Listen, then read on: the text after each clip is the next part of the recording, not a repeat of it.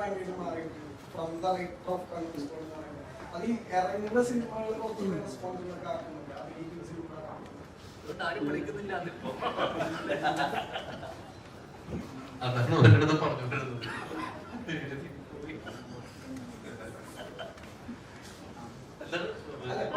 Responsible ആക്കുന്നുണ്ടോ ആ ഒരു right of control ഏത് അഭിനയിക്കുന്ന സമയത്ത് ഇതിന് ശേഷം ആരും വിളിച്ചിട്ടില്ല. പിന്നെ എങ്ങനെ നിങ്ങൾ റെസ്പോൺസിബിൾ ആവും. ഞാൻ സിനിമ ആളുകളെ ഇൻഫ്ലുവൻസ് ചെയ്യില്ല എന്ന് പറയുന്ന വലിയ സിനിമ ആളുകളെ ഇൻഫ്ലുവൻസ് ചെയ്യില്ല എന്ന് പറയുന്നത് അപ്പൊ അത് സിനിമ കണ്ടിട്ട് ഇപ്പൊ ഡൈഹാർഡ് കണ്ടിട്ടാണ് ഇത് അതിന് സിഗരറ്റ് വലിക്കാൻ തോന്നിയിരുന്നത് അദ്ദേഹം പറഞ്ഞു. ഇങ്ങനത്തെ സിനിമകൾ ഇറങ്ങുന്നുണ്ടല്ലേ ക്രൈം ബേസ്ഡ് സിനിമകൾ ധൂമൊക്കെ ഇറങ്ങിയ സമയത്ത് ആക്ച്വലി അങ്ങനെ കുറെ ഈസ്റ്റുകളായി ഇൻസ്പയർ ചെയ്തിട്ട് കാണുന്നുണ്ട്. ദൃശ്യത്തിന്റെ മോർണിംഗ് കൊലപാതകങ്ങളൊക്കെ നമുക്കറിയാം.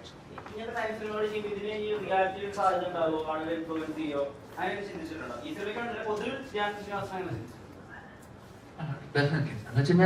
പക്ഷെ അത് ഭയങ്കര വിവരക്കേടല്ലേ? അങ്ങനെ നമ്മള് ഒരു സിനിമ കൊണ്ട് നമ്മൾ ഇൻഫ്ലുവൻസ്ഡ് ആവുന്നുണ്ടെങ്കിൽ അത് ഭയങ്കര ബുദ്ധിമോശമല്ലേ അല്ലേ? ആ രീതിയിൽ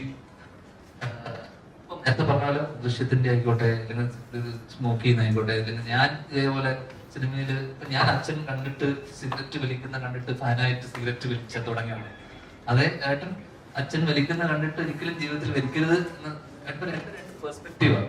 അപ്പൊ സിനിമ എന്നുള്ളതല്ല, നമ്മൾ നേരിട്ട് കാണുന്ന ആൾക്കാരാവാം, എല്ലാത്തിനും നമ്മുടെ ചുറ്റുപാട് നിന്നൊക്കെ നമ്മൾ ഇൻഫ്ലുവൻസ്ഡ് ആവും.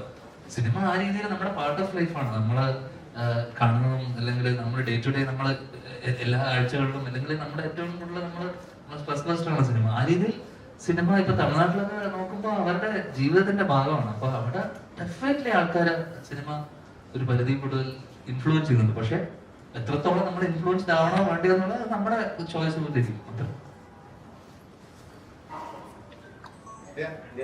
ഒരു ത്രില്ലർ സിനിമയ്ക്ക് ഒരു ഫോർമുല ഉണ്ട്. ഒരു ഇന്റർവെല്ലിൽ ഒരു കൺസിഡറാണ് സെക്കൻഡ് ഹാഫ് അവസാനത്തെ നമ്മൾ പ്രതീക്ഷിക്കാത്ത ഒരു ഡിസ്പ്ലേക്ക് ആ ഒരു ഫോർമുലയിലാണ് ഒട്ടുമിക്ക ത്രില്ലർ സിനിമകളും വരുന്നത്. അപ്പം അതിന്റെ ഒരു ചുവട് പിടിച്ച ഒരു 90% സിനിമകൾ അങ്ങനെ തന്നെയാണ്. അപ്പൊ അതിന്റെ ഒരു ആ ഒരു ഫോർമുല തന്നെ പോകുന്ന ഒരു സിനിമ തന്നെയായിരിക്കും കംപ്ലീറ്റ്ലി കൊമേഴ്ഷ്യൽ സിനിമയല്ല. ഡെഫിനറ്റായിട്ടും ആ ഫോർമുല ആവശ്യമാണ് ഇങ്ങനെയുള്ള സിനിമകൾ വൃത്തി.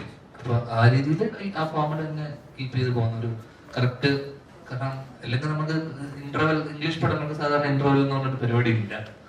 ഇവിടെ ഇംഗ്ലീഷ് പടങ്ങൾ അങ്ങനെ കണ്ടു. ഇവിടെയാണ് നമ്മൾ സത്യം പറഞ്ഞു കഴിഞ്ഞാൽ ബ്രേക്ക് ചെയ്ത് ഇന്റർവെൽ അതിന് വേണ്ടിയിട്ട് ഒരു ഇന്റർവെൽ എന്ന് പറഞ്ഞ സാധനം ആക്കുന്നത്. എനിക്കൊന്നും മാത്രമേ ഉള്ളൂ നമ്മള് നമുക്കാണ് വ്യത്യാസം.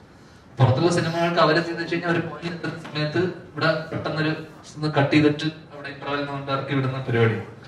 അപ്പൊ ഇവിടെ അതുകൊണ്ട് തന്നെ അതൊരു മാൻഡേറ്ററി ഫോർമുലയായി മാറി. എന്നുവെച്ചാൽ ആ കറക്റ്റ് ജംഗ്ഷനിൽ എത്തുന്ന സമയത്ത് ബ്ലോക്ക് ചെയ്യണം, കറക്റ്റ് പോയിന്റ് ബ്ലോക്ക് ചെയ്യുക എന്ന് പറഞ്ഞ ഒരു എലിവേഷൻ, പിന്നെ അടുത്തത് നെക്സ്റ്റ് എന്ത് എന്നുള്ള ഒരു ക്യൂരിയോസിറ്റി ബിൽഡ് ചെയ്യുക. സോ ഡെഫിനറ്റ്ലി ഈ സിനിമ അങ്ങനെ ഫോർമുലയിൽ തന്നെ പ്ലേസ് ചെയ്തിരുന്നു. പക്ഷെ കുറച്ച് മാറ്റങ്ങൾ ഇതിനകത്ത് വരുത്തിയിട്ടുണ്ട്. അത് നിങ്ങൾക്ക് എല്ലാവർക്കും തിയേറ്ററിൽ പോയി കാണുമ്പോൾ അത് മനസ്സിലാവും.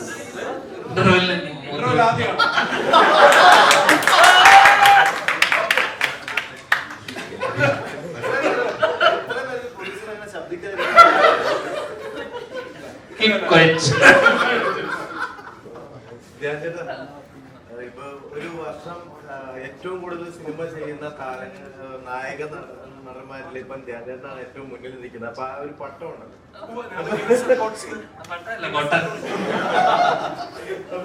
നിലവില്